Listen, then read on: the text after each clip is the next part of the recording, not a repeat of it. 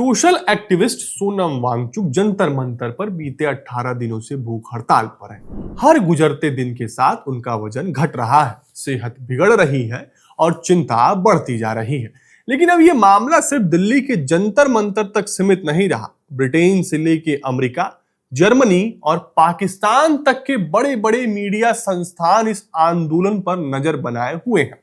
Cockroach जनता party के शुरुआती प्रदर्शन से ही विदेशी मीडिया की इस पर नजर है। अब सोनम वांगचुक के इतने लंबे भूख हड़ताल पर दुनिया भर में चिंता जताई जा रही है। कहीं इसे सरकार की अंतरात्मा को जगाने की कोशिश बताया गया, तो कहीं नरेंद्र मोदी सरकार के लिए इसे एक बड़ी परीक्षा बताई गई है। किसने क्या लिखा, आइए जानते हैं इस वीडियो में। ब्रिटिश मीडिया संस्थान बीबीसी ने लिखा कि वांगचुक की भूख हड़ताल सरकार को जगाने का एक माध्यम है। वांगचुक की बिगड़ती सेहत को लेकर उनके समर्थकों में चिंता है।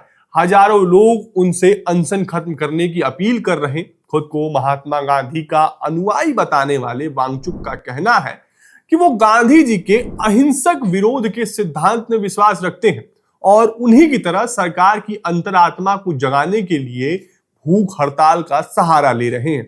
साथ ही बीबीसी ने यह भी लिखा कि गर्मी और बढ़ते तापमान के बावजूद सैकड़ों लोग वांगचुक के सपोर्ट में जंतर मंतर आ रहे हैं।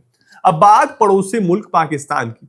पाकिस्तानी मीडिया संस्थान एक्सप्रेस ट्रिब्यून ने आर्टिकल की शुरुआत वांगचुक के एक बयान से की। एक्सप्रेस ट्रिब्यून ने लिखा कि क्लाइमेट एक्टिविस्ट सोनम वांगचुक ने एक बार कहा था कि वो सिर्फ एक आम नागरिक है, मॉडर्न गांधी या कोई हीरो नहीं। उन्होंने लोगों से अपील की, किसी दूसरे में प्रेरणा ढूंढने से बेहतर है कि खुद के हीरो बनो।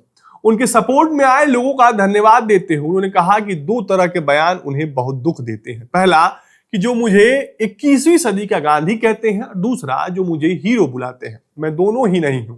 किसी दूसरे में अपना हीरो मत देखो, जिम्मेदार नागरिक बनो और खुद के हीरो बनो। वहीं जर्मन मीडिया संस्थान DW ने भी इस प्रोटेस्ट को शेयर किया। डॉक्टर्स के बीच लेटे सोनम वांगचुक की फोटो लगाए।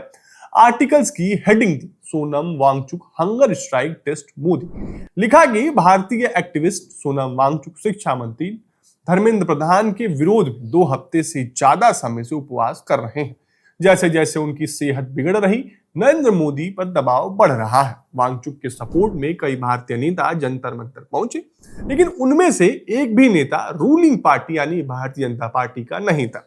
CJP के फाउंडर अभिजीत दिपके ने पहले ही बताया था कि वांगचुक का वजन और मसल्स तेजी से कम हो रहे हैं और उनका ब्लड शुगर असामान्य रूप से बहुत कम स्तर पर गिर गया है। वहीं अमेरिकी मीडिया संस्थान ब्लूमबर्ग ने इस भूख हड़ताल को मोदी सरकार के खिलाफ एक रेयर स्टेप बताया। ब्लूमबर्ग ने लिखा कि वांगचुक का विरोध प्रदर्शन प्रधानमंत्री नरेंद्र मोदी की सरकार के विरोध का एक दुर्लभ उदाहरण है। अभिजीत दिपके ने वांगचुक से अपनी भूख हड़ताल खत्म करने को कहा था, लेकिन एक्टिविस्ट ने मना कर दिया।